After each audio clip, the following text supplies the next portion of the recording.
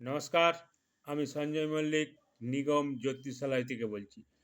আজ আমি আলোচনা করব জন্মছকে রাহু কোন জায়গায় অবস্থান করলে ভালো রেজাল্ট দেবে এবং কোন সালে অবস্থান করিলে খারাপ রেজাল্ট দেবে।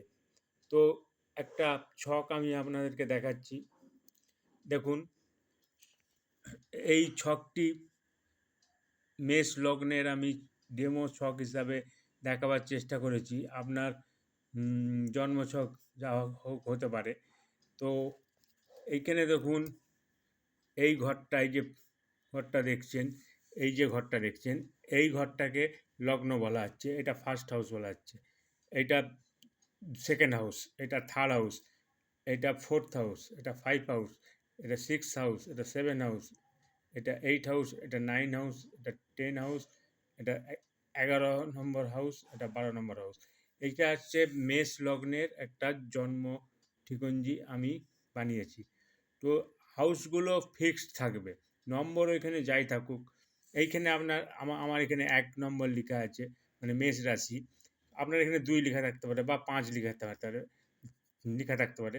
2 হলে বৃষ লগ্নের আপনি জাতক হচ্ছেন, 5 হলে সিংহ লগ্নের জাতক হচ্ছেন। আমি এখানে দেখুন লিখে দিয়েছি 1 নম্বর মেষ মেষ লগ্নের জাতক, 2 হচ্ছে বৃষ, 3 হচ্ছে মিথুন, 4 হচ্ছে কর্কট, 5 হচ্ছে সিংহ, 6 হচ্ছে কন্যা, 7 হচ্ছে তুলা, 8 নম্বর হচ্ছে বৃশ্চিক, 9 নম্বর হচ্ছে ধনু, 10 নম্বর হচ্ছে মকর, 11 নম্বর হচ্ছে কুম্ভ এবং 12 নম্বর হচ্ছে মীন লগ্ন হবে। এবার আমি দেখিয়েছি মেষ লগ্ন হিসাবে। আপনারা আপনারা খুলে দেখুন, আমি যে জায়গাগুলো দেখেছি, যে ফার্স্ট হাউস ফার্স্ট হাউসে যদি রাহু এবং এটা হচ্ছে সেভেন্থ হাউস, এইখানে ফার্স্ট হাউসে এবং সেভেন্থ হাউসে যদি রাহু থাকে জন্মকালীন আপনার বাচ্চাটে, তাহলে রাহু এখানে অ্যাভারেজ রেজাল্ট দিবে, না ভালো না খুব খারাপ। এবার থার্ড হাউস দেখুন, আমি গোল করে দাগ দিয়ে রেখেছি। Third house, fifth house, ninth house, 10th house, 11th house, এই হাউসগুলোতে যদি রাহু জন্মকালীন আপনাদের থাকে, তাহলে উত্তম রেজাল্ট দিয়ে থাকে।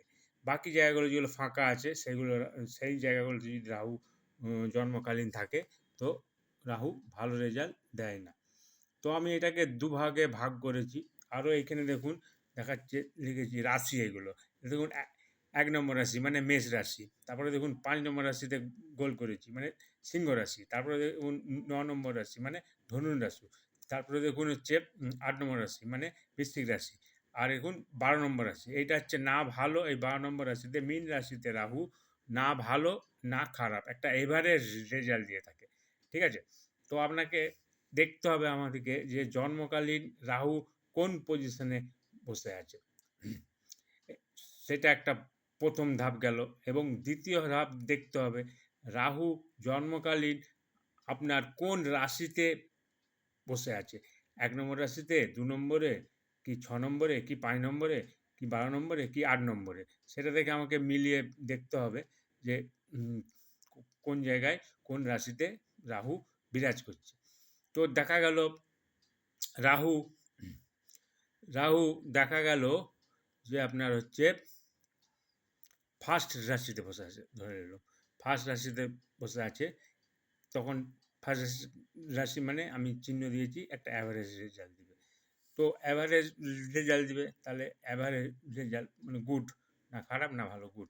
এবার দেখা গেল রাহু ব্যাড রাশিতে বসে আছে, সেক্ষেত্রে কিন্তু একটা গুডের লো হবে, মানে ভালো রেজাল্ট দেবে না। কিন্তু দেখা গেল রাহু বসে আছে 3 নম্বর ঘরে, তো 3 নম্বর ঘরে গুড, এবং সেখানে রাশিও দেখা গেল ভালো আছে, মানে 1, 5, 9, 8 বা 12 নেই ওই রাশিতে, মানে হচ্ছে মেষ রাশি, সিংহ রাশি, ধনুর রাশি, বৃশ্চিক রাশি এবং মীন রাশি, ওই রাশির উপর জন্মকালীন রাহু বসে নেই।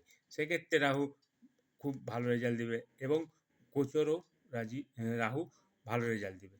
এভাবে আপনারা আপনাদের জন্ম ছক দেখে রাহুর আপনাদেরকে ভালো ফল দিচ্ছে কিনা সেটা আপনারা জানতে পারবেন এবং সেই অনুযায়ী আপনারা প্রতিকার নিতে পারবেন। তো এটা যদি আপনাদের বুঝতে অসুবিধা হয় তো কোনো জ্যোতিষের কাছে পরামর্শ নিতে পারেন বা চাইলে আমার কাছেও আসতে পারেন। আমি আমার চেম্বার ঘাটালে পুরাতন যে থানা আছে সেই থানার কাছে যে পাঞ্জাব ন্যাশনাল ব্যাংক আছে তার নিচে আমার হচ্ছে চেম্বার, সেখানে এসে আমার সঙ্গে যোগাযোগ করতে পারেন অথবা আমার ফোন নাম্বার দেওয়া থাকবে থাম্বনেইলে, সেখানে আপনারা ফোন নাম্বার দেখে আমার সঙ্গে যোগাযোগ করতে পারেন। তাহলে আমি আপনাদেরকে পরামর্শ দিতে পারবো।